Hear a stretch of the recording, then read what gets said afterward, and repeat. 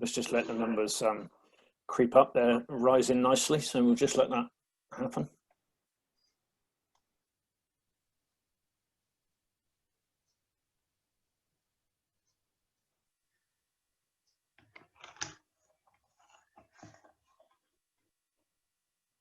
Mm.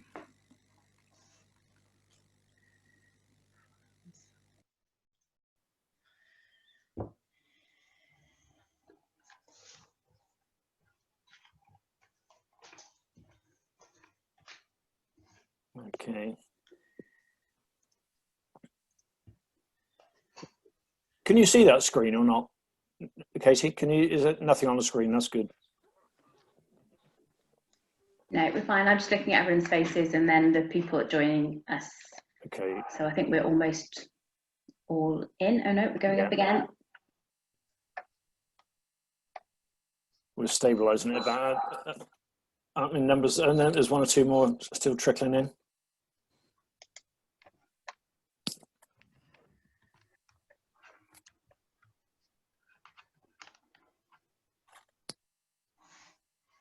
Yeah, numbers seem to have stabilised. Let's make a start.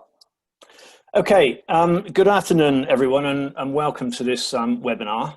The webinar is titled Future Trade and Registration of Breeding Stock. My name's Phil Stocker. I'm the Chief Executive of the National Sheep Association. And before we get going, although we're hosting this seminar at the National Sheep Association, I'd like to say that there was a number of breed societies and individuals that were behind the thinking about this, the need for this webinar. And a number of people who helped put the program together. So although we're hosting it, I see this as very much an industry-wide shared responsibility. That means if it all goes well, I can take the credit, and if it goes badly, I can share the pain, really.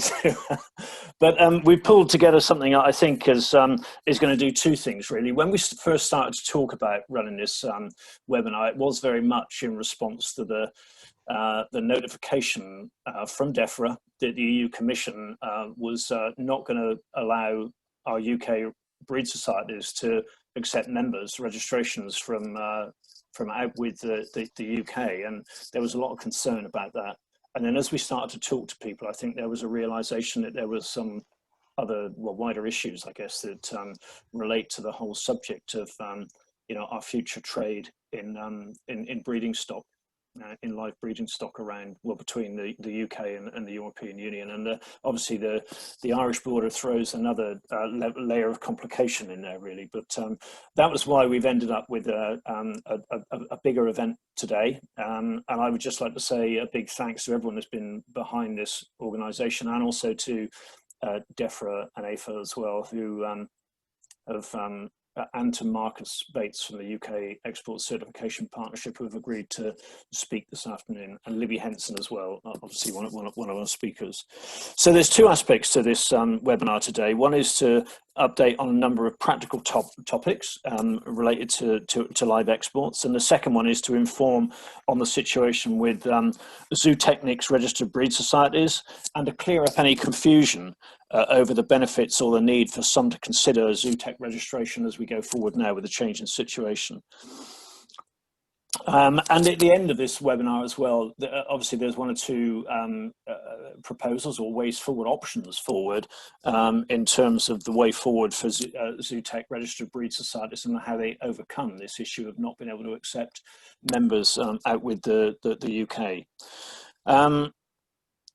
So also just to mention that the participants in the audience really is across all species. We've got people from the sheep sector, the cattle sector, pigs, horses and goats as well. So this is an issue that affects not just sheep, but all species, and we need to be bearing that in mind as we go through. I would ask everyone to post questions on chat or Q&A, if you could, please. Not everyone has got the ability to be able to talk verbally, because that would have been just impossible to manage, really. So, we're expecting lots of questions. I'd like to see lots of questions, but do post them on Q&A and chat as we go through.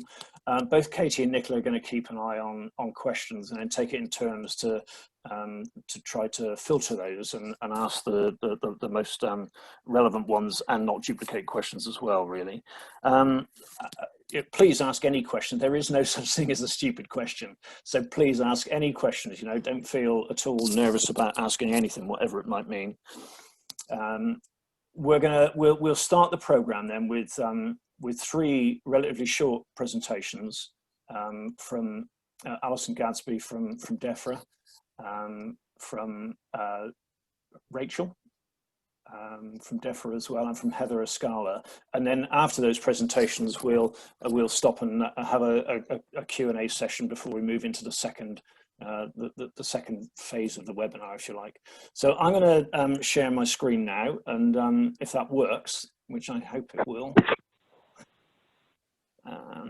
we'll make a start.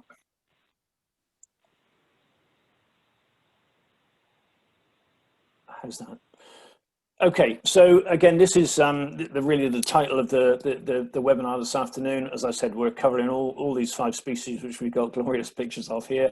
And I'll move straight on and ask Alison to take a lead, really. Alison, can I hand over to you for a moment? And just give me a shout when you want the slides to move on, and I'll click them on. Okay, sure, Phil. So I'm Alison Gadsby from DEFRA, and I work in the zoonosis and endemic diseases team. And just to say, to start with, that my presentation is only about sheep and goats and their germplasm, so it doesn't actually cover some of the other species that Phil mentioned.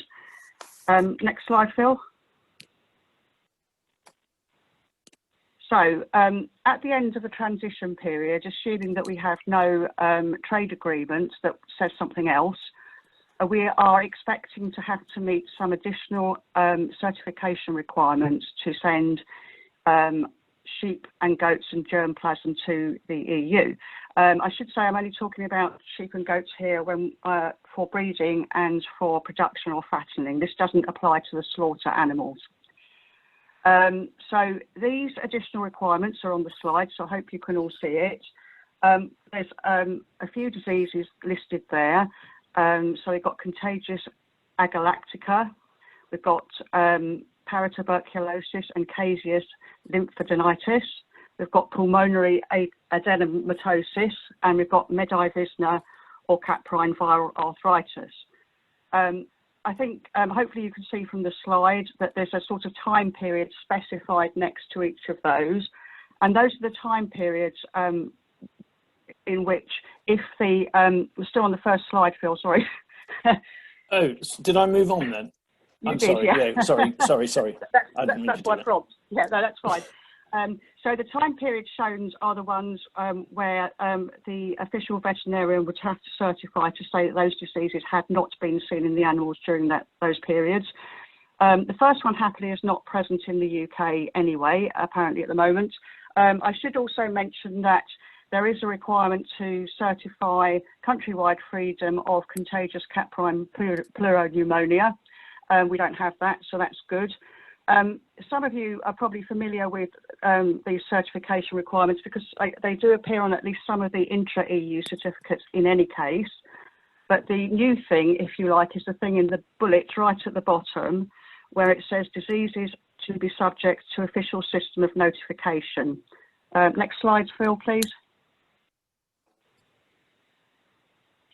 So what we'll have to send animals for export is a two-stage process. So first of all, the owner and the farm vet, where the animals spend the required periods of residency prior to export, or the holding where the sheep or goats were used for germplasm, where they were kept.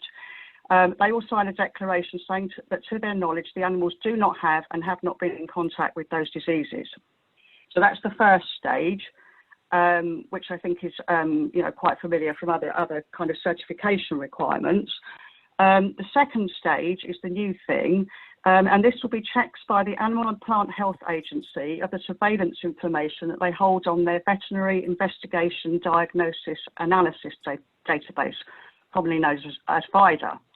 And that will be carried out by the team at Carlisle at the time of export.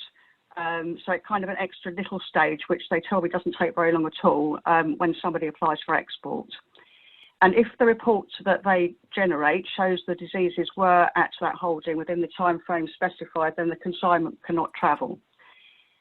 If the owner or exporter can prove membership of an appropriate Scotland Royal College scheme for any of those diseases, now they don't have schemes for all the diseases, but they certainly do for Medi-Visna or Jonas, then this can be accepted as sufficient evidence that the animals are free from that disease. There is a little bit of a caveat around that, because I think that SRUC have recently introduced some monitoring schemes for those diseases. I think also some other company has as well, a laboratory company, I think, and those are not sufficiently robust to tick the export box, although of course they're very welcome schemes in their own right. So unless the official veterinarian has signed the declarations, has signed declarations, sorry, from both the farmer and the vet, and has that confirmation from APHA of clear VIDA checks, or the confirmation of the SRUC assurance scheme, then the animals or the germplasm cannot be certified for export. Next slide, Phil. So there's a few things to say alongside that. These requirements may only be temporary.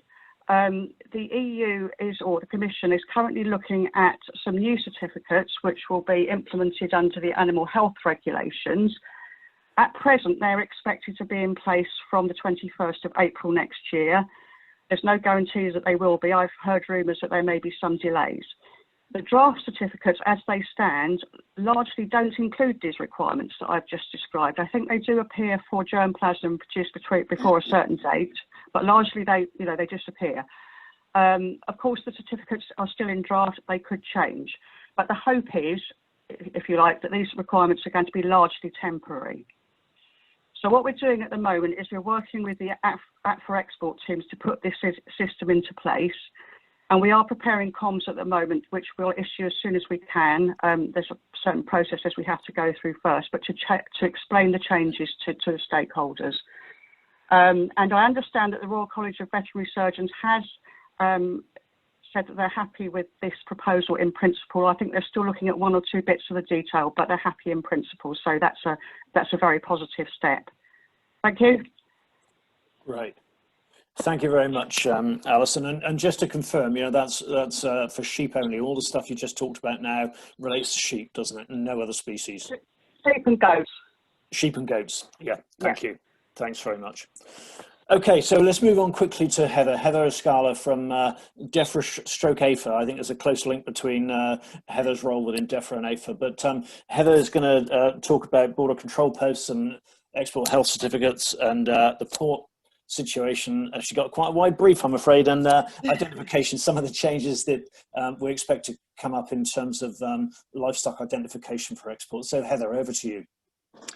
Thank you, Phil. Yes, I'm Heather Escala. I'm currently working in the SPS Borders and Boundaries with DEFRA, being seconded from APHA, so I've got a foot in both camps, if you like. So if we just move on to the next slide, what I would like to do, and some of it may well be very familiar to you, but I think it helps just to go step by step through the process, just to make sure that everything is covered on that. So these are basically the requirements that you will need to be exporting sheep from the 1st of January. As we've just heard, you'll need an export health certificate with all the details that are required on that for the attestations. You'll need GB ear tags. The UK ones are no longer eligible, so the animals will need to be exported with GB ear tags. A transporter authorisation, which is valid for the EU, and one that's valid for the UK, two separate ones, which Rachel will elucidate further. And you will need to enter the EU via border control post, which has a specific designation for live animals and specifically for ungulates. And that is categorised as U on the Europa website. And I'll go into the export health certificate and the border control post in a little bit more detail now on the next slide. So the first part is you need to register with EHC online at gov.uk. If you don't have an existing account, you need to apply for Government Gateway and a DEFRA account. Then you'll need to engage the services of an OV, an official veterinarian, who has the appropriate qualifications as well to be able to certify the sheep. That list, there's a link there to the list that's on APHA, which will give you all the vets that have the appropriate qualifications. And the vet will also need to register with EHC online. There is a slight difference in the timing for the registration. For the exporter, it really, according to EHC online, will take a matter of 10 minutes to register. The vets take a little bit longer. It takes about 48 hours because they need to validate their certification with Improve International. So the other really critical part of it is that the EU importer must be registered on traces. From the 1st of January, the UK or GB will no longer have access to Traces NT. Traces NT, as you probably know, is the database for the European Commission monitoring the imports of animals and animal products into the EU. So there needs to be a form of notification, and that will be taken on by the EU importer. So you must make sure that you have an importer in the EU who has that registration on Traces NT to be able to complete that part. So next slide. Okay, so as we mentioned, you apply for the EHC. In this case, we're talking primarily about breeding and production. So that there are two, and that one is the EHC 88220. The other one for slaughter.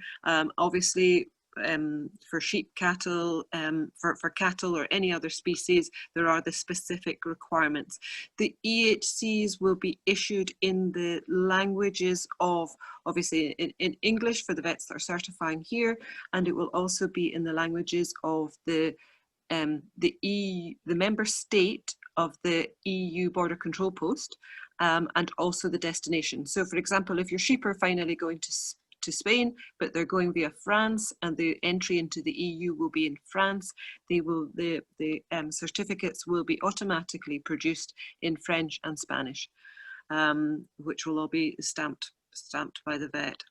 So these applications can be made up to 7 days in advance, and it is advisable to try and do it as quickly as possible, just in case there's any complications with administrative of the details of the origin or destination, and also, as mentioned, to get the freedom for disease clearance to be able to be granted with the checks by the Centre for International Trade using VIDA, as we've just heard. The other thing that's important, once you get the EHCs, the hard copies must travel with the sheep and be presented for inspection at the EU border control post. So we go on to the next slide for the details of the border control post. So just as an overview, the border control posts are points of entry which have been improved and designated by the member states and the European Commission. Now they're basically to inspect all the animals and consignments that come into the EU from third countries, of which of course UK will be from the 1st of January. So it is very important that the BCPs will all have different designations depending on, so the main categories are for live animals are either ungulates, equine or other. So obviously for the audience here, we're looking at, well, I think maybe there's some horses as well, but the majority are going to be under the ungulates. And it must have that. If you arrive at a border control post without that designation, they will not be able to complete the checks and therefore proceed. So the EU importers, we go back to that again, they will complete a notification on traces. And that will complete the first part of what's called a CHEDI, which is the Common Health Entry Document, and that will provide a notification to the border control post. But it is important that there is also a pre-notification by the exporter to the border control post of when they're expecting the animals to arrive. I would advise you probably contact the relevant border control post directly as well to make sure that they may well have a longer pre-notification time. It is at least 7 working days, but some may require that to be slightly longer, and some are instituting an appointment system. So those two things are worth checking up. The basic details of the designations are on the Europa website, and there's a link to that as well. So when they'll be checked, and the main checks are documentary identity and physical checks. If they're all in compliance, then the second part of the CHED document will be produced, and that will go with the consignment to its final destination to show that it is allowed entry into the EU. If it fails, then I'm afraid the results of those are re-exportation or potentially slaughter. But they would obviously, if there's non-compliance, the Border Control Post will get in contact with the exporter and discuss the reasons for the non-compliance and if there's anything else that can be done. Okay, thank you. Great, thanks. And Heather, can I just clarify? I'm sure someone will have asked this question already, but you've obviously referred to sheep all the way through there, but virtually everything you said would be relevant for all species, is that correct? Yes, that's correct, yeah. Yeah. Good. Thank you very much. Well, let's move on then to Rachel. Rachel's going to talk more about transportation. So Rachel, thanks for joining us, and that's your first slide. Great, thank you, Phil. Hi everybody, my name is Rachel Brunskill and I currently work for DEFRA in the Welfare and Transport team. So I'm responsible for making sure that obviously the transport regulations come exit date are operable for everyone. Presently, UK issued transporter authorisations, certificates of competence and vehicle approval certificates will be no longer valid in the EU from the 1st of January. So therefore, in order for transporters wishing to transport live animals, so this includes all the species we've talked about today for the people that are on the call, so sheep, cattle, horses, goats. So for those of you that wish to continue to transport live animals into the EU after the 31st of December, you will need to start to make relevant applications to an EU member state to obtain EU versions of the certificates. Now, to apply for an EU transporter authorisation, you must be represented in any relevant member state.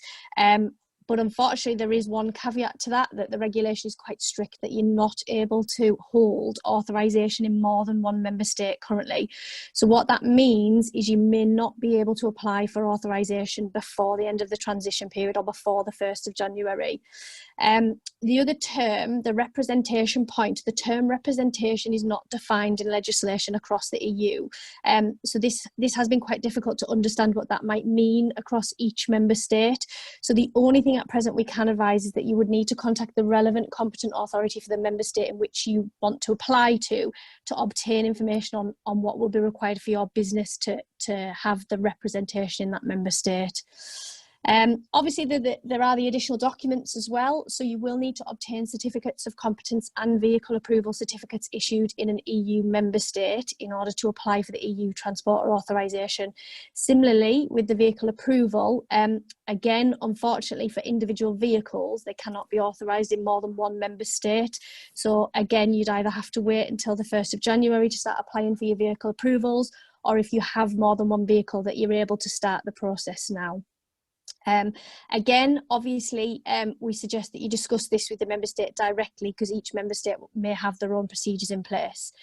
With regards to certificates of competence, again, you will need to obtain one of these from an EU member state, but these are slightly different in that you can have dual certificates of competence. So if you are able to start the process now, we would advise that you start to do the process to obviously obtain your certificate of competence issued by any of the relevant member states.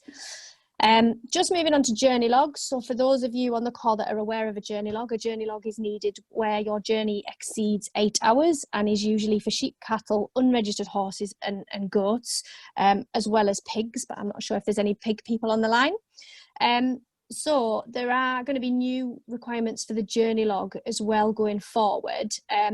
If you're transporting obviously those animals in connection with the economic activity on a journey over 8 hours, you will require a journey log. Journey logs approved by APHA, who you would obtain them from now, will not be accepted in the EU after the 31st of December. So you will need to obtain an additional EU approved journey log. So what you'll need to do is you will need to obtain an APHA journey log, which will cover the whole journey. But in addition, you'll need to obtain an EU approved journey log from the member state of entry into the EU. So for instance, if your first point in the EU is France, you would apply to France, and similarly Holland and Belgium, etc., etc. Journey logs do need to be applied for at least 2 working days in advance of the journey, but again, we do advise you to check with each member state because they may have domestic legislation that means their timeframes are different to that in the current regulation. Obviously, we have contacted each and every authorised transporter directly, outlining the new requirements, and we've provided quite a comprehensive Q&A document that it should hopefully cover every question that we've received so far. And obviously, if there is anyone on the call, Phil, that hasn't received the Q&A or would like to receive it, obviously I'm happy to share that around.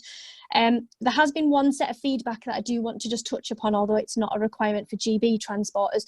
We've had a lot of feedback concerning the fact that people believe that EU transporters are going to be given an advantage over GB transporters and are going to be able to continue.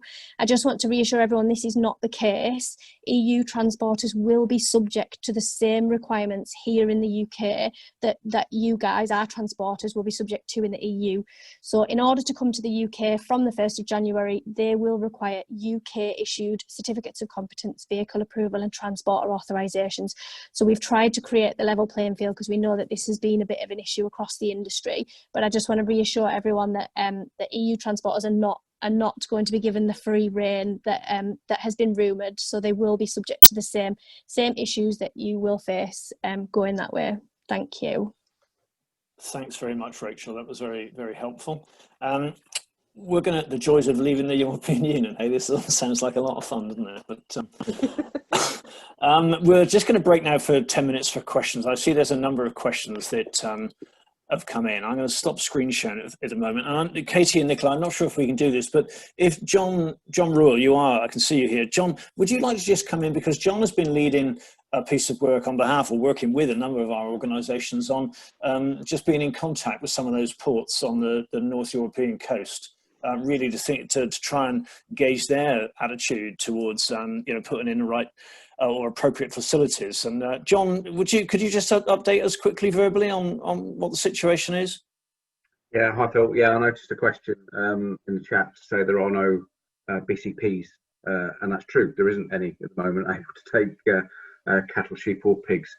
So Livestock Brexit Group, chaired by Chris Dodds, I think he's on the call. One of the meetings, it's not 2 ago now, we agreed that I would write to all the port authorities. So that was the Normandy ports, so Cherbourg, Caen, Dieppe, so Calais, Boulogne, Dunkirk, Zeebrugge and Rotterdam, on behalf of the Livestock Brexit Group, and there was a fair smattering of signatories to those. We then got responses back from Calais, Zeebrugge, Normandy ports and Dunkirk. Calais have confirmed that they have got no interest at all in building anytime soon border control posts to take cattle, sheep, pigs or goats. So effectively they've ruled themselves out. So that will no longer be a viable route for us to export animals into the EU. We've had positive conversations with the ports of Normandy, Cherbourg, Caen and Dieppe. Also with Dunkirk, which is obviously the closest crossing after Dover, Calais. And I've just got off the phone actually to Zeebrugge. Fair to say, all of those ports wanted to know how big the trade would be in terms of number of consignments by species and when those loads went across, because they need to build a commercial case to say if they were the first ones to establish a BCP, then all the consignments presumably would go through that port. But we also want to make sure that the route is complementary. So from the 1st of July of the UK border operating model, we won't be doing any checks coming in, but we will do it from the 1st of July. So it makes sense that, if you say had Dover, Dunkirk, then Dunkirk was the BCP, and then likewise Dover. So as it stands at the moment, we've had conversations, we've shared with them the data, and we're now trying to make the commercial case to say, look, would you be willing to invest in those facilities in the port? The question now, I guess, really, and they've all said this, is what is the attitude of the carrier? Because it requires a three-way conversation, really, in terms of you guys as the exporters, the port authority, but also is the carrier willing to travel, take livestock vehicles on that route? And that's the point we're at now. We need to make contact with P&O, Brittany and DFDS and also Hobofret. So anybody with contacts with those would be helpful. Thanks very much, John. And a few of us, do have contact with some of the shippers. Certainly, the NBA and ourselves would for cattle and sheep, respectively. And my conversations with P&O so far are simply that P&O don't go to Dunkirk. They don't transport to Dunkirk. So, so this isn't going to be straightforward, I don't think. So, well, thank you very much for that news, that depressing news, John. It's just as it is, really. It's not welcome news, but we need to understand these things. So, Nicola, can you go through some of the questions then? I can, yeah. Katie just had someone in the chat box has raised their hand, so she's going to invite them to speak. Yeah, David Rossiter, I'm just allowing you to talk if you want to join us for a moment. Okay. But I think you're on mute currently. So, any better? That's it, we can hear you. Thank you very much.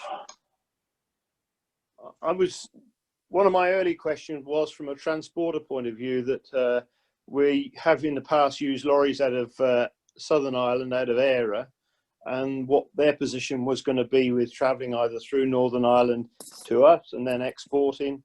But what you have already, at the end of that, shall we say, that presentation, you said they're going to have to do exactly the same as we're going to have to do from the UK. So, shall I say, I asked the question a bit too quick. Thank you. Thanks, David. Rachel, I don't think there's anything you can add to that, is there really? I think we know, you've given the answer already, I think. So there's nothing, is there anything else that you want to add? No, not really, Phil. As I say, I touched on that point because I know we've had a lot of feedback in that area. But yes, just to confirm that anyone who is transiting through Great Britain or transporting to Great Britain will be subject to the requirements of UK documentation. So anyone coming from Ireland, for instance, will need to have documents issued in the UK before they'll be permitted to travel either to us or through us. Great. Thanks, Rachel. Okay, Nicola. So the first question that came up was on export certificates. It says, are these certification requirements going to be reciprocated by the UK for exports into the UK? Can anyone answer that, or does that need to go to a different team within DEFRA? Heather, is that something you can pick up at all? Heather? Yes, not specifically. I can take that question away though and find out. But my understanding is that there will be animal health certificates. Yes. Great. But I'll need to get more detail on that. Great, thank you. Can I come in there, Phil? Yeah, of course, Marcus. Yeah. Sorry, I was looking for the raise the hand button, but I haven't managed to find it yet. So certificates for imports have just been published on gov.uk. So there are certificates, draft certificates there for germplasm, and also one for live cattle, and then some other products of animal origin. And so I'll circulate that link, and then people can have a look at them. That's great. And also just to say that we're recording this whole webinar, and it will be available for anyone to go back and look at it again, check up on facts, or for wider circulation afterwards. And within it, obviously you've seen already, but within some of the presentations, there's links to further information. So they'll be circulated. We can circulate the presentations afterwards as well. But any information here, obviously feel free to share it amongst people generally, but if you want us to act as a conduit, I'm more than happy for us to do that, to send information out to everyone that's involved. Okay, Nicola, what else? Great. The next one is there's been queries from Scottish members that they've heard that sheep going across to Northern Ireland have to be scrapie monitored. Can anyone confirm this? Heather, that's probably one for you as well again. Or Alison, maybe. Yeah, they will need to complete the EHCs in the same way as if they're going to the EU, and so those are on EHC online, and they will have notes of guidance on that as well. So it's worth double checking through there. But my understanding is yes, they will need to do that. But the best thing you can do is go on and check the notes for guidance, and they're very detailed into exactly what you need. Okay, good. Another one on sort of Northern Ireland transportation. Will Northern Ireland transporters need a transport authorisation in the south of Ireland? Hi, that's probably one for me. Northern Ireland are still working through the legal requirements with regards to the Northern Ireland Protocol and the regulation. That is a point that they're currently exploring with the EU Commission directly, so it's not something that I can provide an answer on at present. Obviously, there will be some slight divergence of the regulations with Northern Ireland due to the protocol and the requirements that they're going to have to complete. But it is something, as soon as we have confirmed, we will be putting out in our updated Q&A. Great, thank you. So has the additional cost of additional transporter authorisations been COC'd, been considered, and COC'd been considered? I'm not sure. Again, that's probably one for me. Yeah, COC, certificates of competence. Obviously, the cost of certificates of competence and vehicle approvals are currently charged through whichever third-party body you obtain the training and inspections from. The transporter authorisation currently issued by APHA is free. We have looked at the costs of those. Obviously, the costs are sort of comparative across the EU, and obviously our UK authorised transporters are going to be subject to the same requirements as the EU. So the cost has been looked at, but it has kind of been balanced out by what's going to be expected of EU transporters coming this way. Great. I do have a question on ear tags, so I'll read it out, but I'm not aware that there's been any confirmation on ear tags and requirements as of yet. But anyway, so we had a question saying, I've spoken to my tag supplier and they've been told that the UK EID carries the GB code in the chip. Does anyone have any clarification on this, or as to whether they need a third tag? Heather, that's going to be you again, I'm afraid. So what they're saying there is that although they got UK printed on the tag, the chip actually contains a GB code. Yes. I think we know the answer to this, but Heather? I suspect they will need a GB tag that will be identifiable, but I will take that away and see if we can find that out. It would require them to be scanned, and that would depend on what they would do at the border control post to verify that. So find that out. Good, thank you. Anything Great. else springing up? I've got, what's the impact on non-commercial journeys such as small number of rare breeds for conservation? I'm not sure who that would go to. I was going to say, I'm not sure if that's a transport question or not, but the one thing that I can say is that if you're transporting as part of an economic activity, regardless almost of the size of the loads or the reason behind it, then obviously you will fall under the requirements of the transporter requirements. It's a little bit difficult for me without knowing the full backstory to be able to give a sort of comprehensive answer to that. But if you are transporting for a commercial reason or for economic gain, then you are under the transport regs and would need to have the appropriate documents. So even if they're not a commercial breed or a commercial activity, if there's a financial transaction? Yeah, the transport regulation covers those animals that are being moved for economic reasons. So, for instance, we tend to look at things like if you've sold an animal, that's an economic reason. I mean, obviously, these are sort of generalised examples. Like I say, without knowing the full backstory to this specific question, I couldn't advise further. But yeah, basically, the transport reg does cover commercial movements. That isn't just what we call a commercial transporter, who is their day-to-day business being paid to move animals. So it can depend on what's being moved for what reason, and whether they would fall under the regulation or not. But I'd be happy to look at this case separately if that would help. Thank you. Thanks. There are quite a number of questions on sort of Northern Ireland and transports of animals that way. I know DEFRA haven't done any webinars yet, but they are planning on doing some webinars on the Northern Ireland, the Northern Ireland border there. Is it worth me going through these questions, or are they worth taking away and waiting until those webinars have actually been published by DEFRA on gov.uk?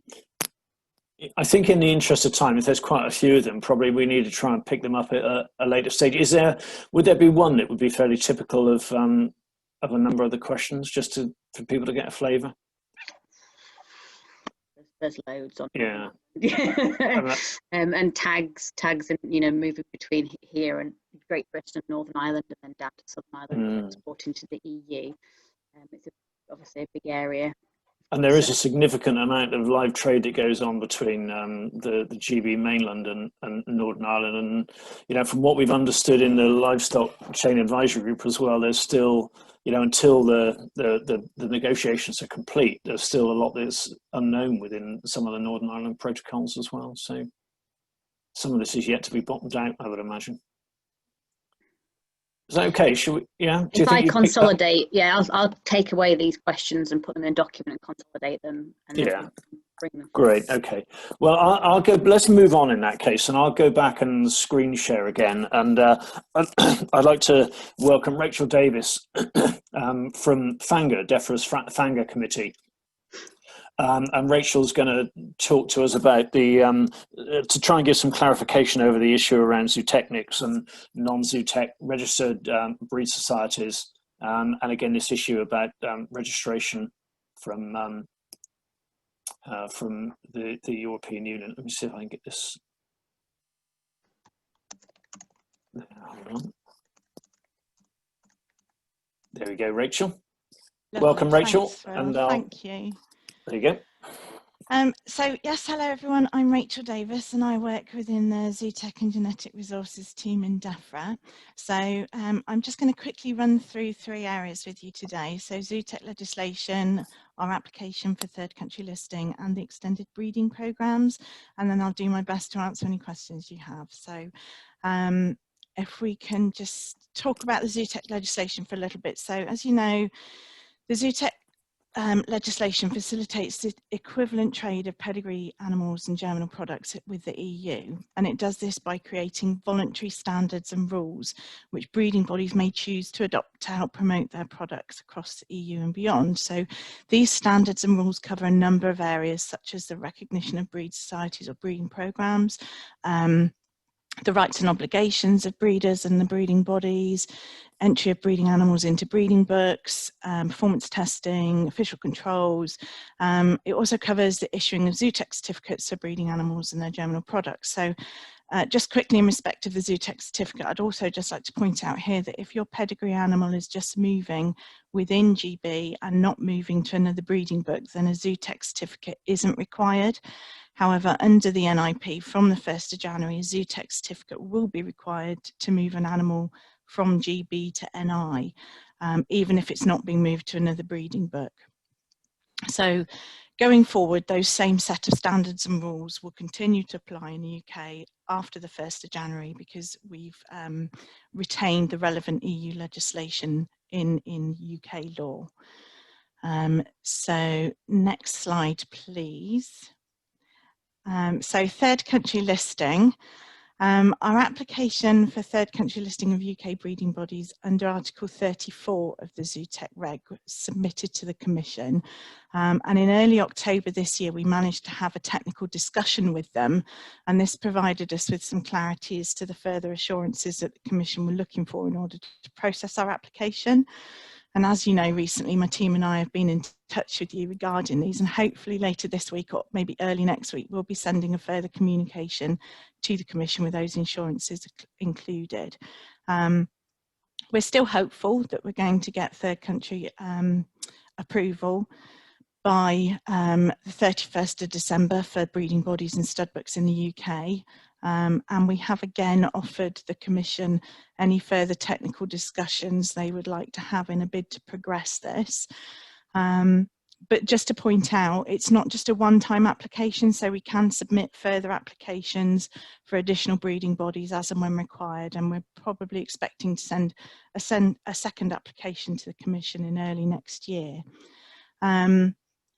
So what this will mean for recognised societies. So for those UK Zootech recognised breeding bodies, once the Commission have listed you and you're included on their online list that they're obliged to publish, it'll allow you to then trade with the EU on equivalent terms as you do now.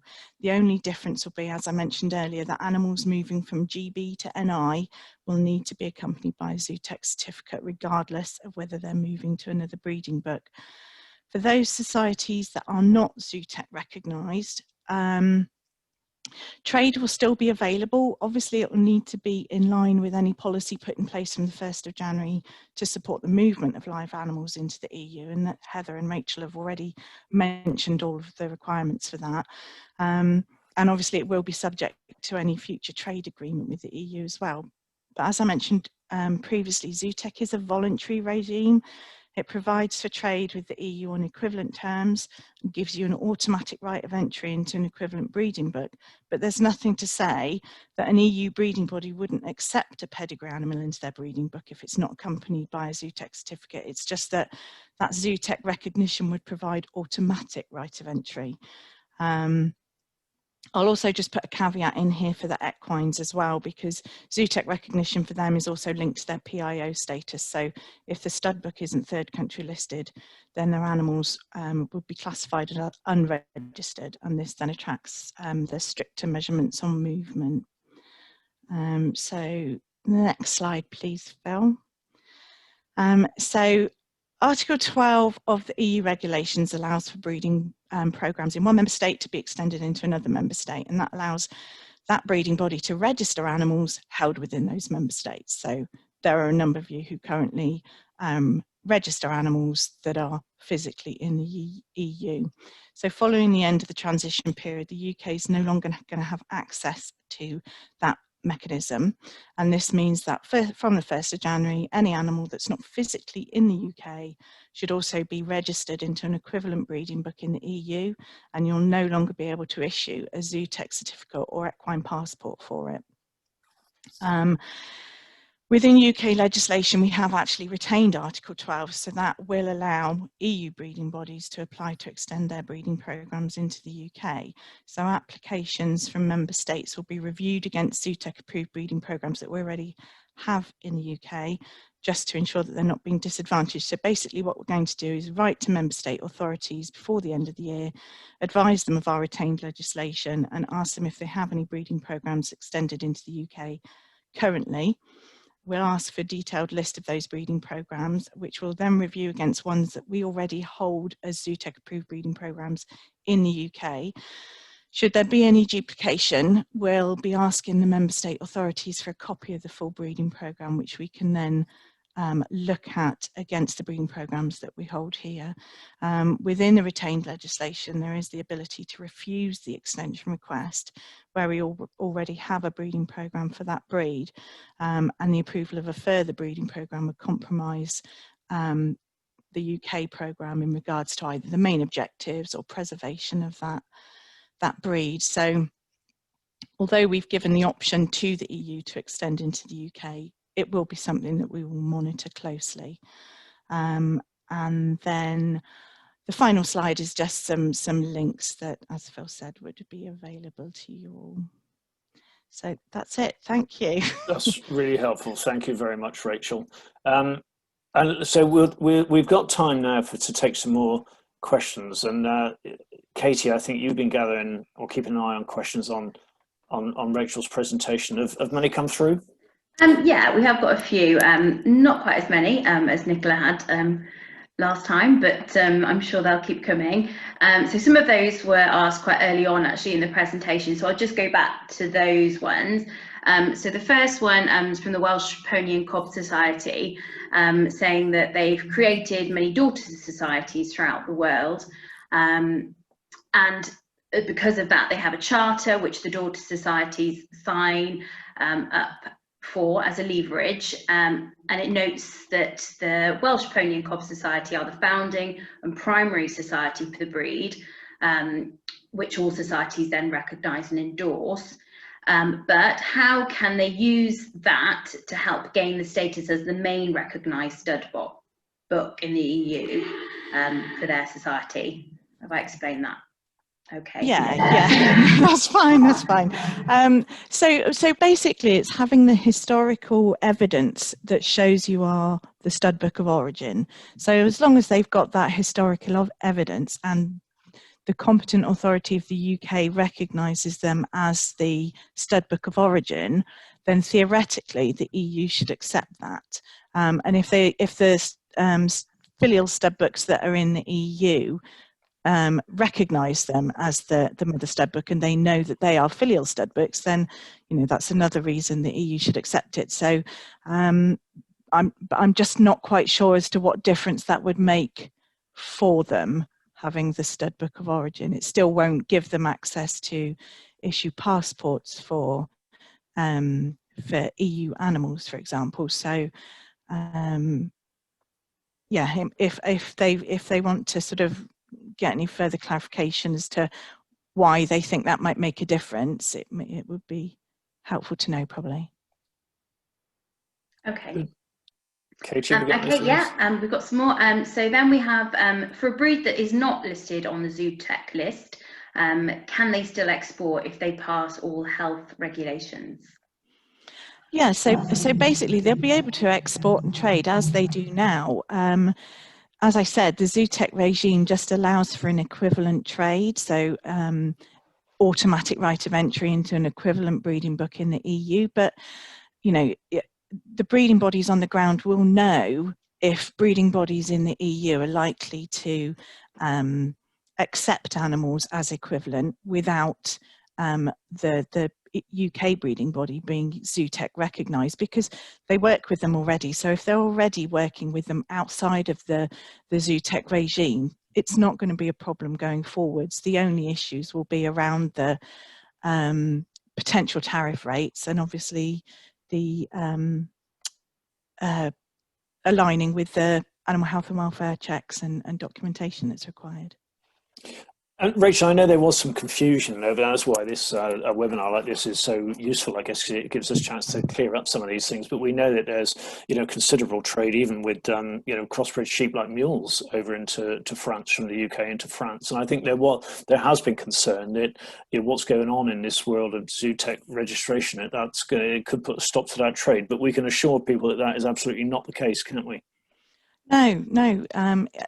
Of course, they can continue to trade as they're doing now. There won't be this blanket ban come the 1st of January. Great, thank you. Katie, is there anything else that's... yeah, we've got quite a few now. There's quite a few again, sort of bringing in the Northern Ireland issue here. Rachel, you said that animals going from Great Britain to Northern Ireland will have to have a Zootech certificate. What about the other way around, animals coming from Northern Ireland back to mainland GB? Will they also need one? No, so if they're travelling from Northern Ireland to GB, they won't need a Zootech certificate. The Zootech certificate is only required going the other way because the Northern Ireland Protocol has included Article 37 of the EU Reg, which is all to do with the tariffs and the conventional rate of tariffs. So that's why it's required to go from GB to NI. And can I just, and again, I guess that means that an animal coming from Southern Ireland into Northern Ireland and across to the GB also doesn't need a Zootech certificate. It would need a Zootech certificate. Well, it will need a Zootech certificate if it is moving breeding books. So if it's moving from NI to GB, but it's moving breeding books, then it would need a Zootech certificate. But I'm unsure if there would be a situation where moving from NI to GB would necessitate the need to move breeding books, because generally we've only got one for each breed in the UK. But moving from Ireland to NI, it will require a Zootech certificate, as it does now. Yeah. Okay. Okay. Rachel, would you be able to explain just general disadvantages of not being on the Zootech list? The disadvantage is that there is no automatic right of entry into an equivalent breeding book. So if you move an animal between your breeding book in the UK and you sold it to a breeder in France and they would like to put it into their breeding book, there is no automatic right of entry. The Breed Society in France do not have to accept that animal as an equivalent pedigree breed. So the Zootech regime will allow you to have that automatic right of entry. And at the moment, obviously, we don't know quite what's going to happen with the future trade agreement, but at the moment, it also allows you access to the conventional rate of duty, which for pedigree breeding animals is 0. Okay, and then there's a few questions which I think may go over a little bit into the next presentations, but asking about what happens to stock that is currently registered with UK breed societies or UK stud books. What happens, are they allowed to stay in that, or what happens with their information? Are you able to still keep hold of that detail, maybe for the purpose of performance recording, for example? Yeah, so we're not, and the same with the Commission, they're not advising that you move those animals out of your breeding books. They're just suggesting that from the 1st of January, those animals in the EU also need to be registered in an EU breeding book, purely because from the 1st of January, you won't be able to issue a Zootech certificate for any animal that is outside of the UK. Thank you. Okay, thank you. How are we looking on time, Phil? Well, we ought to move on, really, unless there's anything else you think that is... Have I missed anything major? Can you see, Nicola? I know we've got lots of other questions, and we'll do our best to put these in some kind of, file and answer them as best we can. But we just unfortunately haven't got the time to answer everyone because there's so many. And we'll see if we get to the end and there's more time for some general questions. We'll see if we can take some then as well. But if we can, let's move on. And Rachel, thank you very much for that. And Nice, thank you. You can just sit and rest for a moment, maybe. And we'll move the slides on. And I'd like to welcome Marcus Bates. Most of you probably will know Marcus Bates, but Marcus has been involved in this world for a long, long time. And one of the hats he wears is with the UK Export Certification Partnership. And I just thought, with Marcus's long-standing involvement and experience in this world, it'd be good to get a perspective from them. Before I do that, though, I would like to just congratulate Marcus on his an award that he was given. I think it was just yesterday, actually, which is the David Black Award, which is quite a prestigious award. For the services that Marcus has given to the industry in terms of breeding and trade and breeding livestock trade. And in normal times, I think, Marcus, you'd have had a grand and with a lot of pomp and ceremony, a grand dinner in the House of Lords or somewhere in London or whatever. But you've missed that, so I'm really sorry about that. I'm sorry you've missed that opportunity. But from all of us here, huge congratulations on receiving that award. And I'll pass over to you for a moment. Thanks very much, Phil. Those of you who know me well will be reassured to know that I can afford to miss the occasional large dinner at the House of Lords. That probably won't fade away. But anyway, thank you very much. Very quickly then, the UK Export Certification Partnership is something that we set up between industry and government after foot and mouth in 2007 in order to try and reopen export markets more quickly. And over the last 13 years, it's worked very closely with DEFRA and APHA to try and open up more markets in third countries for our breeding stock and everything to do with the red meat sector. So beef, lamb, pork, and all the associated breeding animals and germplasm that go with that. And as we move into becoming a third country for the EU, then more of that will fall within the partnership. But at the moment, it's sort of in a transition because everything to do with the EU negotiation is within a different team to the main market access team that's set up to deal with our trade with third countries at the moment. But we're trying to keep a foot in both camps, and you've already heard some excellent presentations earlier on about what will be required for the certificates from the 1st of January, and the very good news that after the 21st of April, some of those things will go away again when the new animal health law certificates come in, and the drafts of those have been published. So we can be reasonably confident that those aren't going to change that much, I hope. This partnership was originally set up by somebody who many of you will know, Henry Lewis, and he's managed the sheep sector particularly, and also the export of live breeding stock for many years. He's recently stepped down and Rob Grinnell, who's with us on the panel here, has taken over those roles. So I'd just like to quickly allow Rob to introduce himself and hand over to him, if that's okay, Phil. Yeah, of course. Yeah, Rob. Thank you, Phil. Marcus, thank you very much. Yes, everybody, I'm new to the role, but taking over from Henry, who has been with you for such a long time. It's quite amazing to think that that we're now going to move on, hopefully without him. But he is in the background still. He is helping me with bits and pieces and feeding it through so that I can pick up where he's been. My background is obviously as a vet primarily, but also here at home we have pedigree breeding sheep and goats that we've exported in the past. So that's given us an interest in this field, and I've come across many of these issues that you've come across yourselves, I think, and so I'm trying to use that experience as well, and of course businessman in terms of running different businesses and hopefully having to look at the bottom line as well as we go along. So not just looking at it from a bureaucratic point of view, but actually how the practical aspects work for those of you who are doing the exports. And as Marcus said, it's a team effort. We're trying to work with all the different people that we've listed there, and I will be contacting each and every one that I can find contact details for, introducing myself formally and trying to get some sort of feedback from you as to where you would like the partnership to progress. We've had meetings this week and last, and we'll be looking to keep those things moving forward so that we can grasp the opportunities we are being presented with now during this transition and into the future. Can we have the next slide? Thank you, Rob.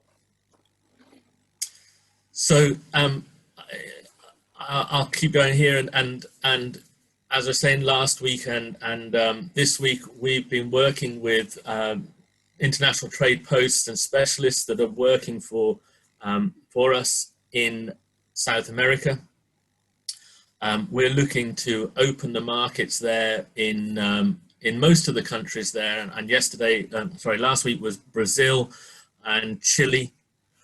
But our representatives also in Uruguay, Paraguay, Colombia, and I can tell you, looking at our list now, the drafts for Argentina and for embryos and semen from sheep are agreed and done.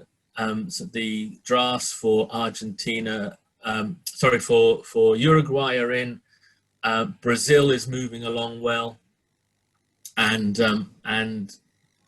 day after tomorrow there's a meeting for Chile to try and work on agreement of just basically moving over the system that we have in place now into a new certificate.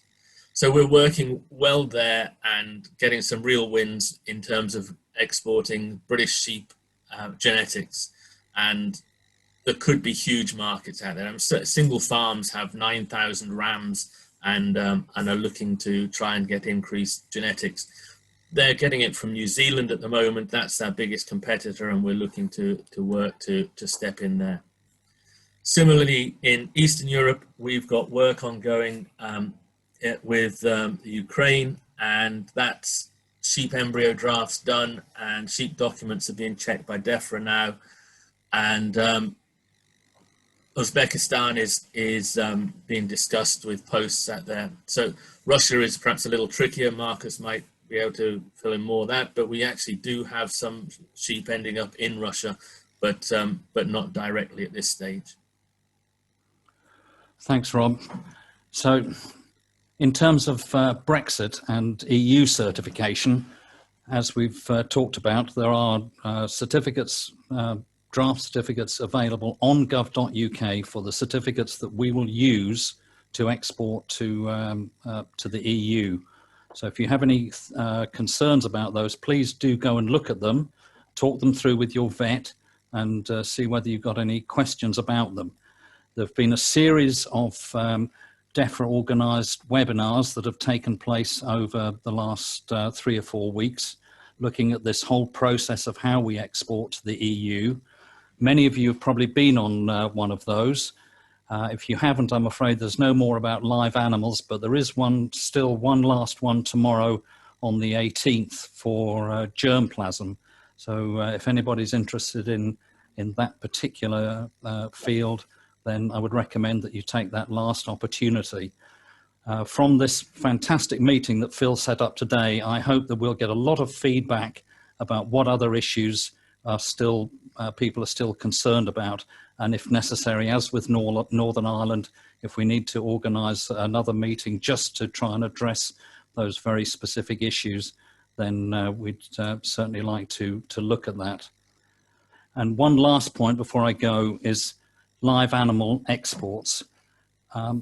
The current government was elected with a manifesto commitment to end excessively long journeys for slaughter. And one of the things that I know that they hope to achieve as soon as we leave the European Union is to introduce new legislation to end live exports for slaughter. And we have to be as breeding stock exporters, we must be very careful that this new legislation, whenever it comes in, doesn't impact on our ability to still export our livestock genetics, because that's the other side of the coin. Brexit offers us a big opportunity for us to build on our position as the supplier of breeding stock and genetics to the rest of the world.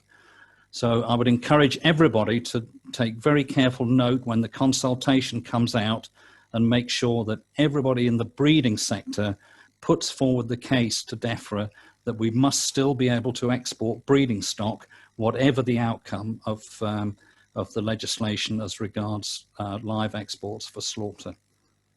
So thanks very much, Phil. I'll leave it there, but obviously we're very happy to take questions and take them offline.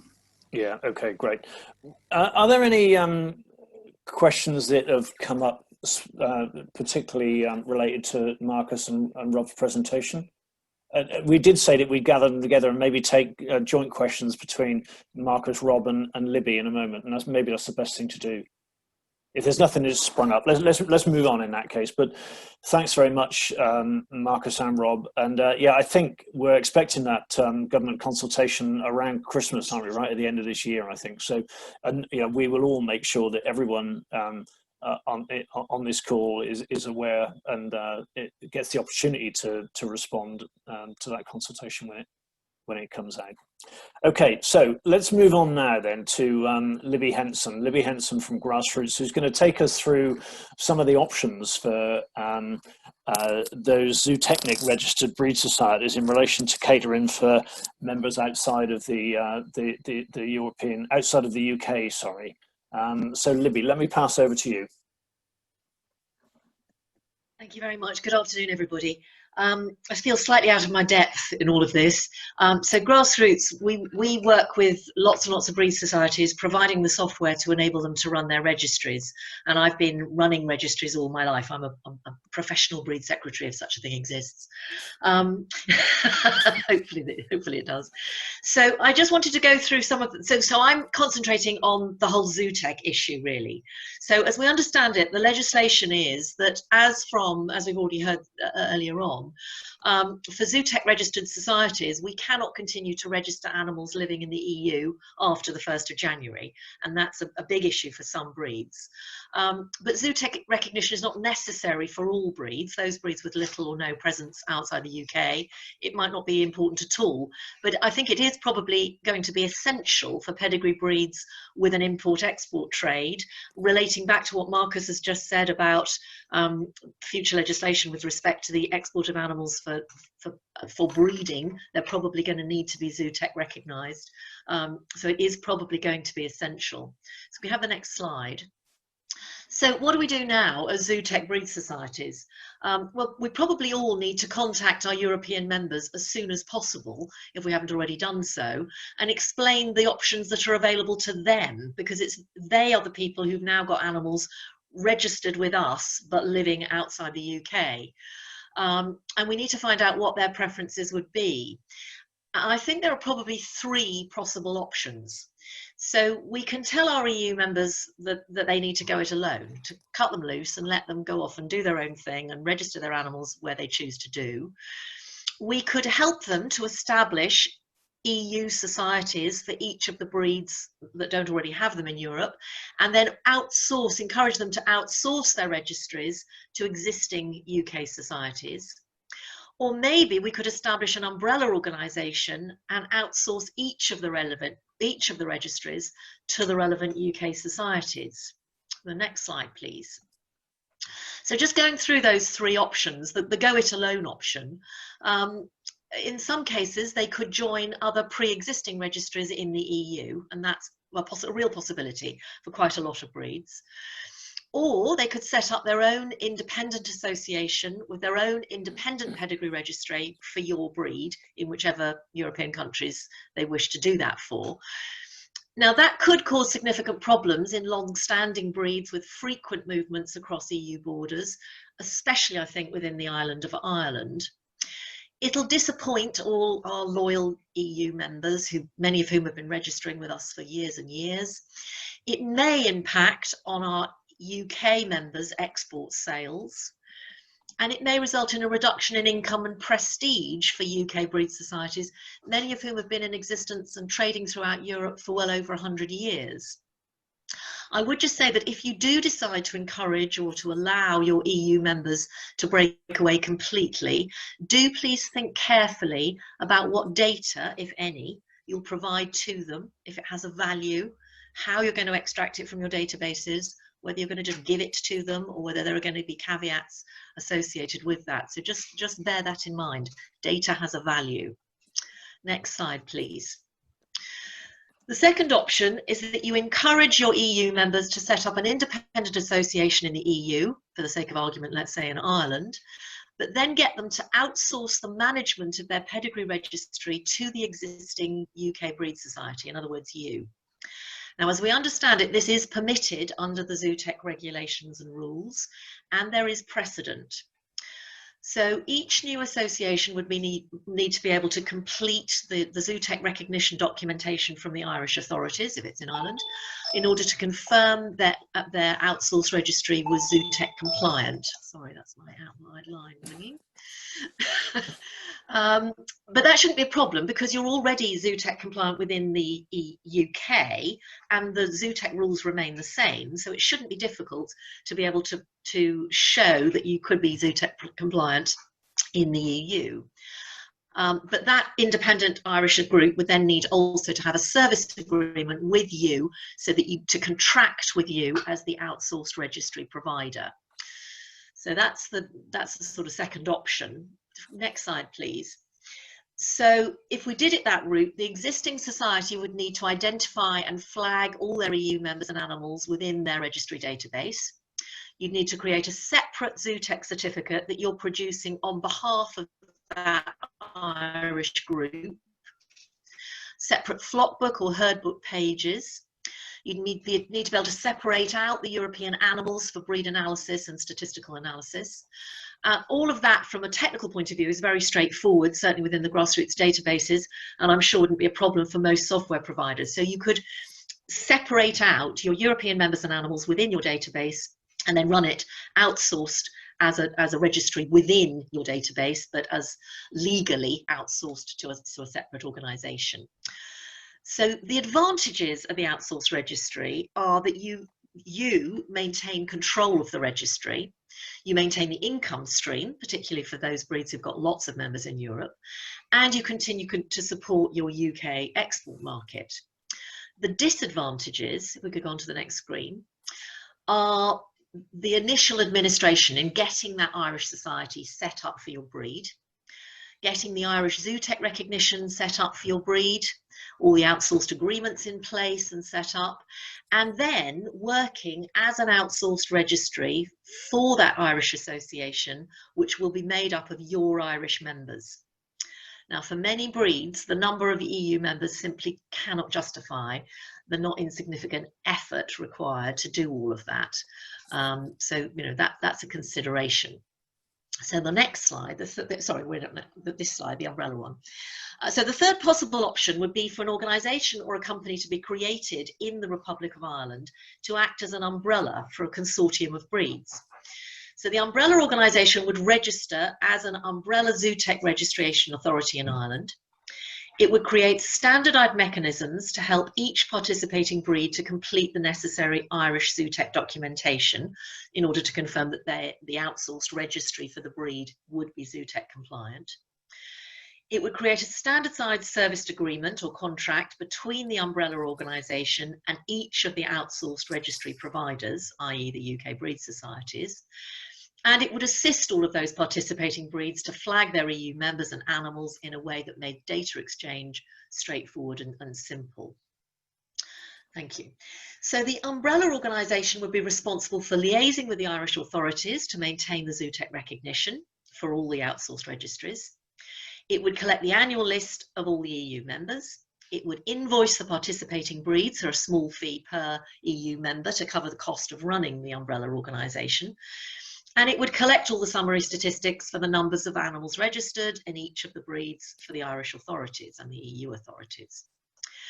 The UK Breed Society, on the other hand, would be responsible for managing the registry just as you do now. So you would carry on registering those animals. You'd be responsible for collecting all the membership and registry fees from those members. You would provide a list of EU members to the umbrella organisation and summary statistics of the numbers of animals registered for the umbrella organisation. And you'd have to pay an annual fee based on the number of EU members in order to enable that umbrella organisation to continue. So, of course, the million-dollar question is always going to be, how much would it cost? And that's a bit of a how long's a piece of string question. But I think the principal costs would be in setting the whole thing up, setting up an umbrella organisation, a limited company with a constitution, rules and regulations, and the registration with the Irish authorities. Setting up all the systems to ensure the simple zootech registration of each breed with zootech certificates and all the documentation that would be necessary. Flagging the people and animals within the UK Breed Society databases, and setting mechanisms for the exchange of EU member data, invoicing, reporting of statistics and monitoring purposes. The ongoing costs, so that's the major cost, that's the big cost, and it seems to me doing it as an umbrella, it's one set of costs rather than each breed doing it separately. The ongoing costs would be much, much less because they would just be liaising with the Irish authorities to maintain the zootech recognition for the outsourced registries, which, as I can see, would just be an annual, are you still playing by the rules? Yes question. Collecting the annual list of EU members, which if your database is set up correctly would be very straightforward, press of a button, these are our EU members. Invoicing the participating breeds a small fee per EU member. So again, one invoice from the umbrella organisation to say, right, you've got 50 members or 500 members, this is how much it is. And collecting the summary statistics of the number of animals registered in each breed for the Irish authorities. And most of us are already doing that for the FANGA monitoring within the UK, so we've already got that in place. So we've considered that if sufficient breeds were interested in this umbrella proposal, resources could be pooled to make it happen without making it prohibitively expensive for any one breed to get it all set up. It might also be possible to apply as a pedigree livestock industry for grants to help develop a post-Brexit export mechanism. We'd only need a grant to get it all set up because in the longer term it should be very low cost to maintain and I think could probably be self-funding. So in summary, I think there are three possible solutions to the zootech question for members outside the UK. You cut off your EU members loose and let them do their own thing, which may be the answer for lots of breeds. Or you encourage and help them to set up perhaps an Irish society and that society outsources their registry to you. Or you consider joining an umbrella organisation under which you continue to run the registry for your breed as an outsourced service to that umbrella organisation. So not a golden bullet, no solutions really, but I hope food for thought for everyone. Time is obviously of the essence, and if the consortium is to be considered a good idea, then obviously we'll need to set up working groups of people with the time and energy to get it sorted as quickly as possible. But as I say, it's an idea. Thank you very much for listening. That's great, Libby. Thank you very much. And again, I'm sure everyone is really aware of this already, but such an organisation, an umbrella organisation, could be across all the species as well. It doesn't have to be species specific, so it Absolutely. could act on behalf of all the breed societies across all the breeds. Robin McGrath, I just wonder if you'd like to come in. I haven't warned you about this, and I'm really sorry about that. But I just thought, as a, and again, I'm sorry, I'm focusing on sheep here, but as a breed society that has, in a way, already got a solution to this in place, I don't know if you'd just like to, if you're able to, or if you'd just like to give us your thoughts, Robin. Really a number of things. First of all, I think this has been an excellent day's presentations or afternoon's presentations, and I've certainly learned quite a lot from the process, and a lot of new questions rather than answers. But that's what this is about at this stage. I'm from the Suffolk Sheep Society, and our office is in Northern Ireland, but that's the head office for the whole of the society throughout the UK and Ireland and into Europe. So in total, we have an excess of 250 flocks that aren't based in the United Kingdom. So that is Northern Ireland, Scotland, England and Wales. So there's 250 out with that. So this is an issue. We are in a fortunate position. Phil referred to a solution in place. That's more just by good luck than good planning. In the 90s, a Suffolk Sheep Society South of Ireland branch, which is one of our branches, formed a limited company. For whatever reasons they did that way back in the 90s. So we actually have a limited company domiciled within Ireland, within the EU. So we're ahead of the curve in having that company established. So the process we're taking forward is there's things you have to do. So we're having to change the constitution of the Irish company.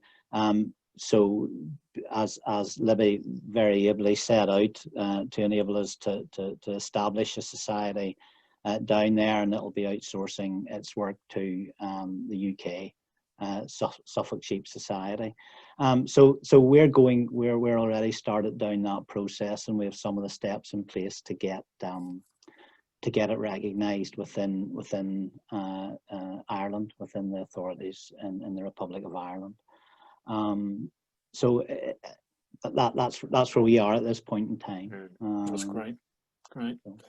Thanks, Robin. And Libby, I think you laid the options out, very, very perfectly clearly, really. And there's 3 identifiable options for breed societies at the moment, and all of our breed societies are going to be very different. They're going to come from different situations, and their needs are going to be different. So, I think those 3 options are really, really clear about the route that people could take. Nicola, do we want to go through some of the questions? There were a few that I saw coming in.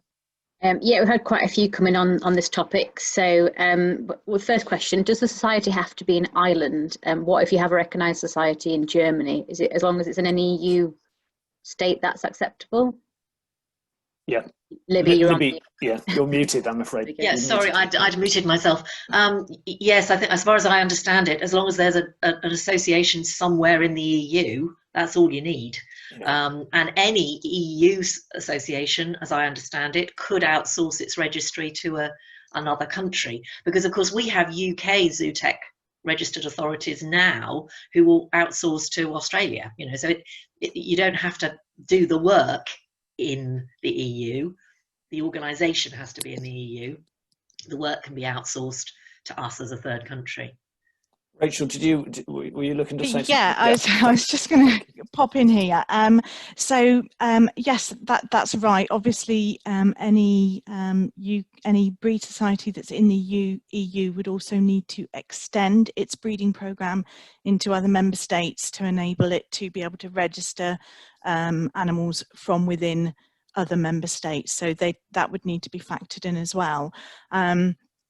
Just to pick up on a couple of bits from Libby's presentation. So responsibility for compliance with the EU reg would actually sit with the umbrella organisation. So although it's contracting out the work to a UK breed society, the responsibility, the recognition and ongoing compliance with the regulation will sit with the umbrella organisation.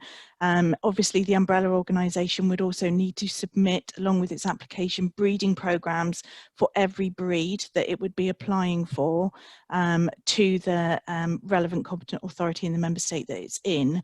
And then they would need to apply again to their competent authority to be able to extend their breeding programmes throughout the EU. And obviously any official controls that would be carried out by, for example, the Irish authorities would be done purely on the umbrella organisation. They have the responsibility for the contractors that they're using to run the registries, etc. Yes. Thanks, Rachel. Thank you. Thank you. Nicola? Great, yeah, so another one asked for Libby. Where do we stand with the UELN numbers? This is horses we're talking. Your guess is better than mine. That's a unique equine life number for the sheep people in the room. Rachel's probably a better person to answer this than me, but as I understand it, an equine passport issued in the UK, which is an 826 passport, can only be issued by a UK breed society in the UK.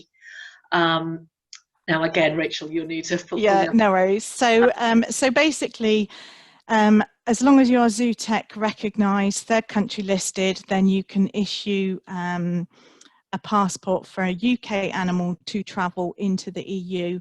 What you still won't be able to do is issue a UK passport with an 826 number for an animal that is in the EU. It will have to be issued by the country that it's in, and then they could then dual register and have it overstamped in the UK, but it would have to be registered, and the UELN would have to be in the country of origin or the mother stud book if that is in a member state.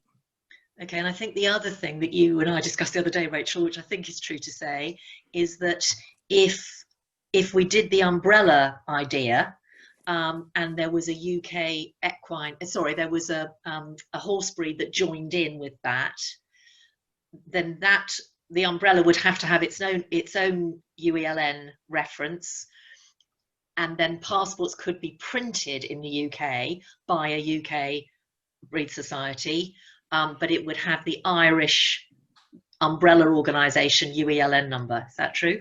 Yes, and it would have to be signed by the Irish organisation and stamped by the organisation, and the contact details as the passport issuing organisation would be that of the umbrella organisation. So in Ireland, really, you could make the you could work with your societies to make the front cover look as similar as they do to the UK passports that are issued by breed societies now. So that would be something you could do, but the content of it would have to be Irish-based or EU-based breed society. Thank you. Good. Nicola? Yeah. A few more questions sort of based on if you're not Zootech registered. So why is Zootech important for an import-export trade when the sheep are in our UK flock book? If the sheep are not being moved to another flock book, can we just continue as we are now? So if they're not Zootech registered and they're not intending to be Zootech registered, can they continue as they currently are? Yeah, so I think the issue you'll have is where, for example, you've got some animals in France that are in your flock book.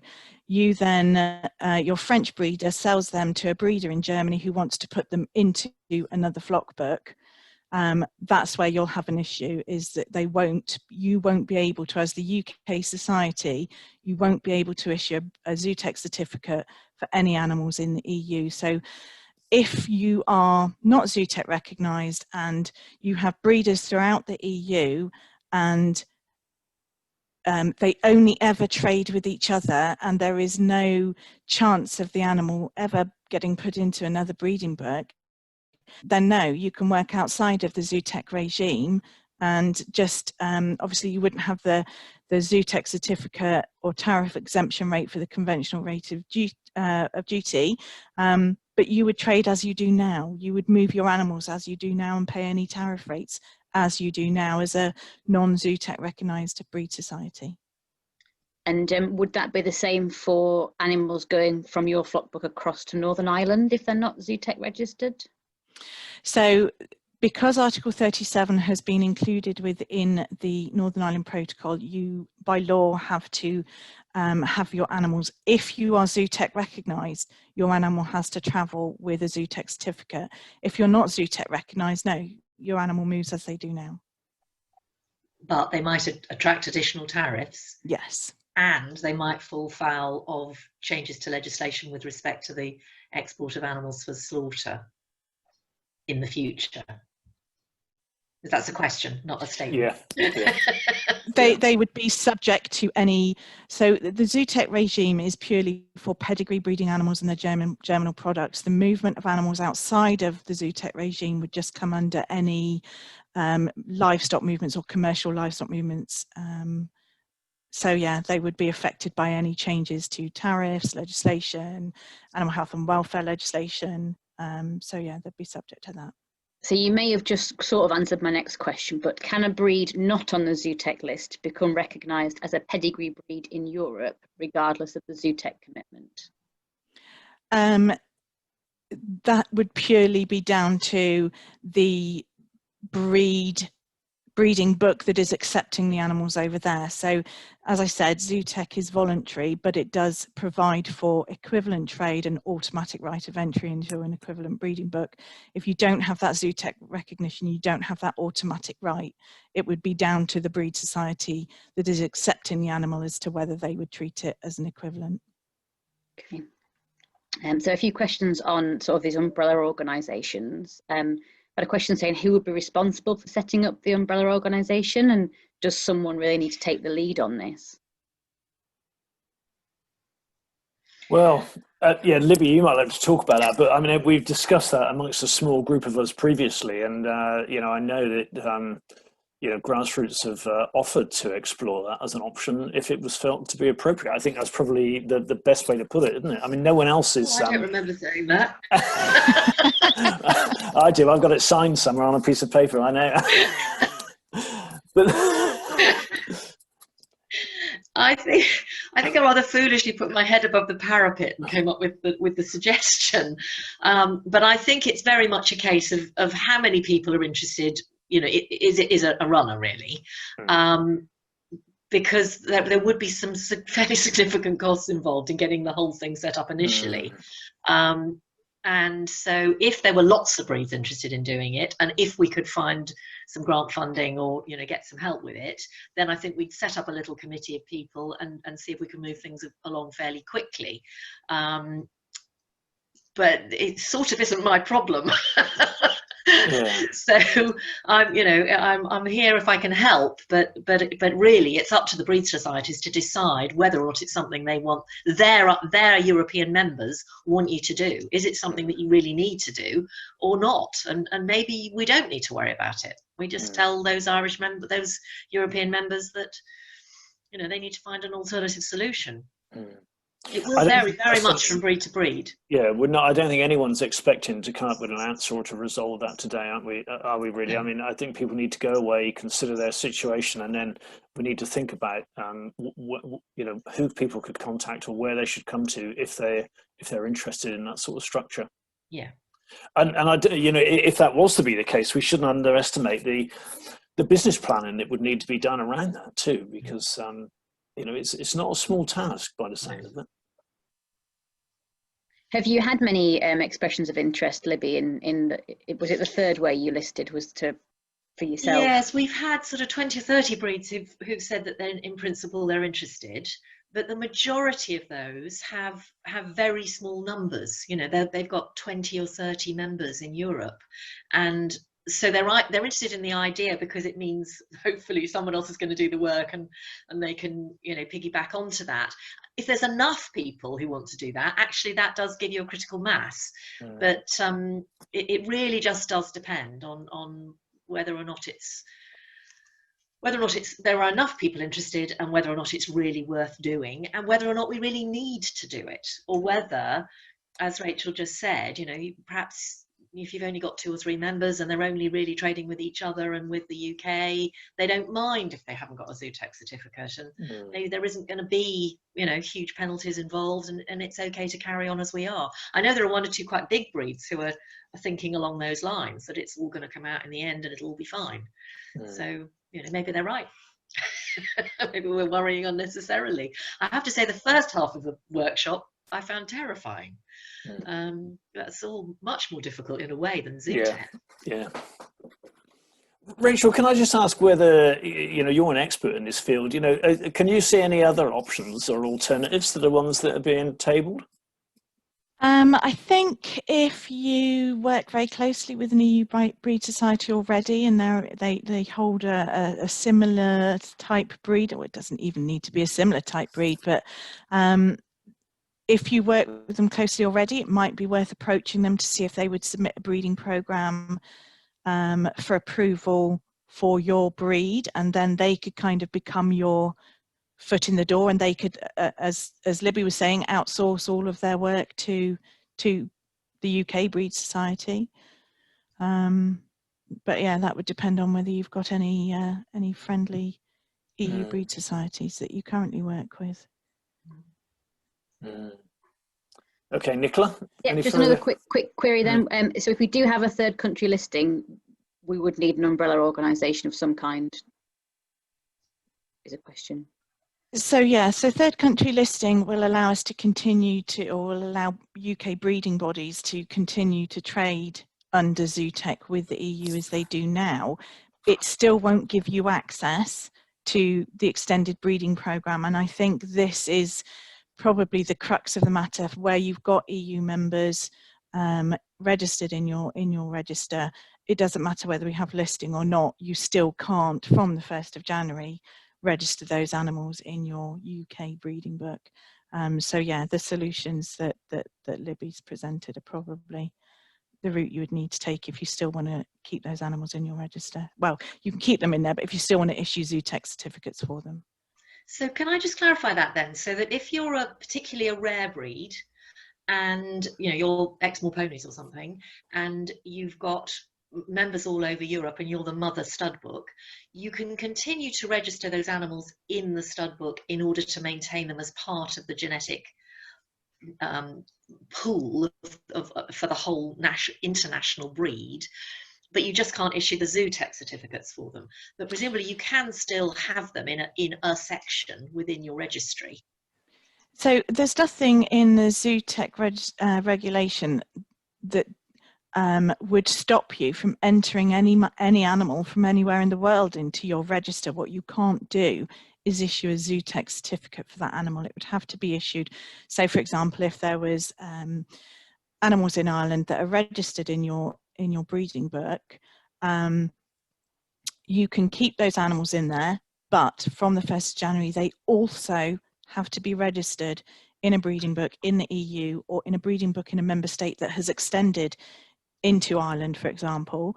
And then it would be the breed society in the member state that would issue the Zootech certificate for them. But there is nothing to stop the owner of those animals also registering them with your UK stud book, herd book, or flock book. Excellent. Nicola, any further questions? Yeah, just a couple more. So I understand the EU may still decide to accept UK breed societies if enough pressure is put on by the European breeders. We've been advised by the Irish officials in Brussels who wrote legislation that this is still a possibility. Can any of the panel comment on this? Sorry, Nicola, can you say that one again? Sorry, it's quite a long one. So the person that's asking says, I understand the EU may still decide to accept UK breed societies if enough pressure is put on by the European breeders. We've been advised by the Irish official in Brussels who wrote the legislation that this is still a possibility. Can any of the panel comment on this? Right, okay. So under Zootech, the only route for listing is Article 34 or Article 35 equivalents. As far as I'm aware, it won't matter, I don't think, what pressure is put on them by the EU breeders, but I don't know that it would create any problems if they did. I think any help we can get would be great, but we've got our application in, we've had the technical discussion with the Commission. The bottom line is it will be down to the Commission to approve our application or not. And there's just one on, will the UK accept an application to extend the breeding programme from the EU member state? So yes, so within the retained UK legislation, we have kept Article 12, which is the article that allows for extended breeding programmes, and our legislation allows for member states and third countries to apply to the UK to extend their breeding programmes into the UK. But like I said earlier, that would only be where we don't have a breeding programme for that breed already in the UK. And then just one last clarification. I think it's already been discussed, but I think it's just a clarification that if the society has limited trade in the EU, would they be better off to deregister as a Zootech approved organisation, and then they could continue to serve their, say, Irish members like they currently do, and they just wouldn't be able to issue a Zootech certificate? So you don't necessarily have to deregister. You can just stay recognised in the UK as a Zootech breed society, but it might be beneficial not to apply for, or not beneficial necessarily, but it might not make any difference if you don't apply for third country listing. Then yeah, you can trade with your have your members in the EU outside of the Zootech regime, and you would be able to issue a Zootech certificate for them. So any trade you were doing now, if you're not Zootech recognised now, whilst we were a member state, you would just carry on the same. Great, I think Kate. Okay, with that. Sorry, Katie's got one hand up. Yeah, I just Jane Smith has a hand up. I don't know if you mean to, Jane, or not, but I've just clicked the button to allow you to talk if you had a question you wanted to ask. No, it's been answered. Okay. Thanks, Jane. My hand up. Thank you. Okay, thanks, Jane. So we there with questions, really? Yeah.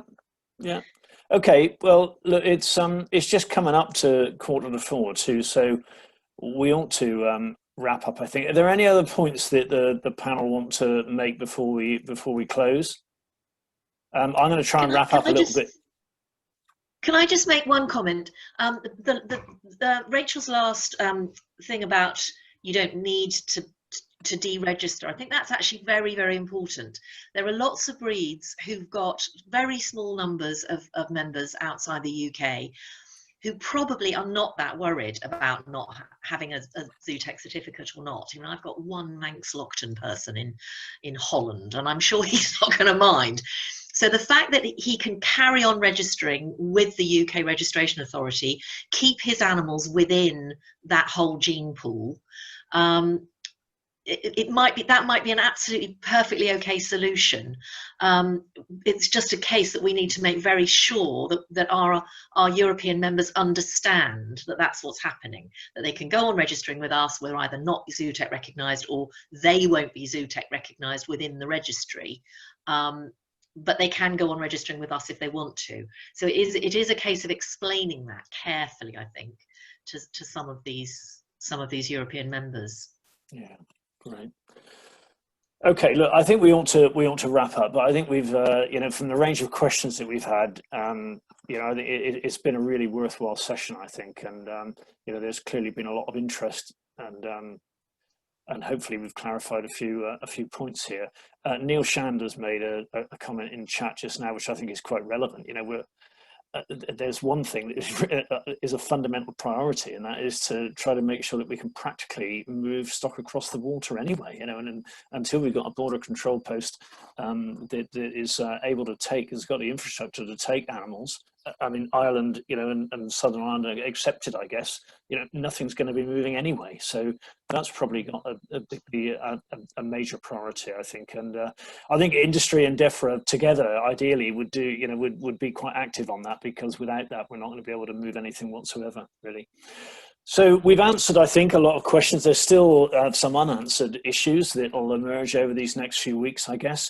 And Libby and others, you've outlined the options for the breeds that do want to continue with that Zootechnic registration with their European members as well. So again, no one's expecting any answers now or anyone to make any decisions, but I think probably it's going to be imperative on people to go away and think about their own situations, maybe talk to some of their members in the European Union, come to a decision about what is the best option for them.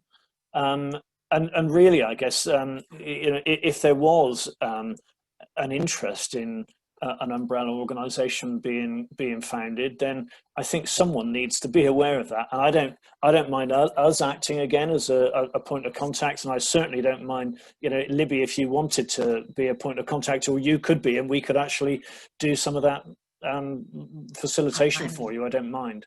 Very happy, Phil, for you to I'm very happy, Phil, for you to be the main point of contact. If you're willing to do that, that would be great. I thought you'd say that. I thought you'd say that. But listen, I am willing for us to do that. And so really, if anyone, across any of the species and the breeds have got an interest in exploring being part of an umbrella organisation, do get in touch with. You can get in touch with me, and again, we'll speak to Libby about it.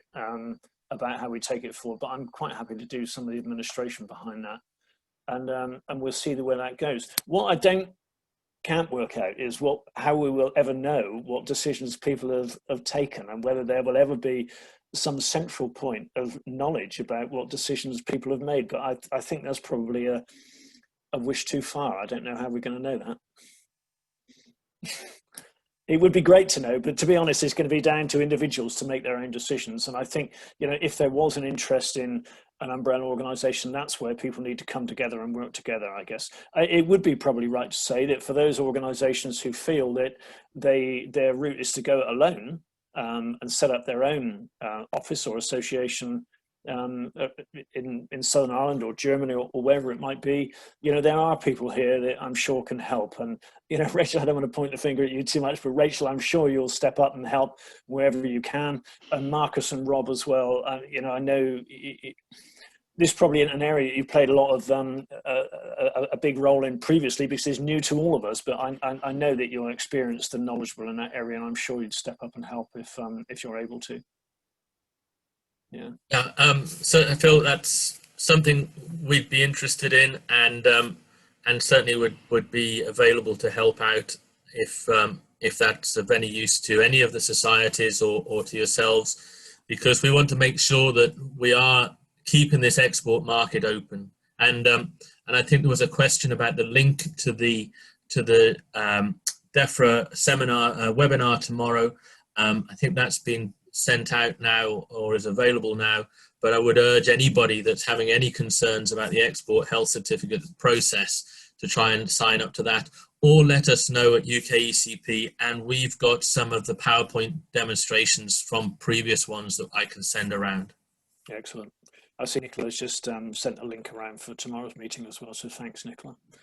Okay, well, thanks everyone, and look, it just remains me to thank all of you for being involved today. Given your time up and shared what you know. We don't know everything, but you shared what we do know, and yeah, I'd just like to thank everyone very much, and thanks all the attendees, the people that have joined in and taken part. So yeah, we'll sign off and say goodbye, and we'll speak again soon. Thank you. Thanks very much for organising this, Phil. Thank you. Really appreciate it. Well, that's right. Don't all look at me, because Katie and Nicola have done a lot of the work as well. It's been a team, but yeah, no. You and your team then, but certainly much appreciated. Thank you. Thank you. Okay. Yeah. Thank you. Thanks all. Bye-bye now. Thank you. Thank you. Bye. Bye.